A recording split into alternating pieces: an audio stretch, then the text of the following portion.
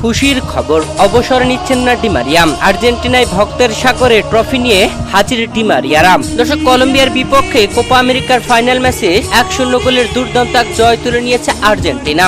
জয় তুলে নিয়ে টানা দ্বিতীয়বার মোটে 16 বারের চ্যাম্পিয়ন হলো আর্জেন্টিনা। তবে এই ফাইনাল ম্যাচে কলম্বিয়ার সাথে বেশ পরীক্ষা দিতে হয়েছে আর্জেন্টিনাকে, যেখানে প্রথমার্ধ ছিল গোলশূন্য। দ্বিতীয়ার্ধের শুরুতেই ম্যাচের 65তম মিনিটে লিও মেসিকে মাঠ ছাড়তে হয়। অঝরে কাঁদেন মেসির বদলিতে মাঠে আসেন নিকোলাস গঞ্জালেস। এরপরে আরো হাড্ডাহাড্ডির লড়াই। কলম্বিয়া গোল করতে পারেনি, তবে গোলও হজম করেনি। যেখানে প্রথম 90 মিনিটের খেলা ছিল ড্র, এরপরে অতিরিক্ত মিনিটেও ড্র, তারপরে ম্যাচটি গড়ায় দ্বিতীয় দফায় 30 মিনিটে।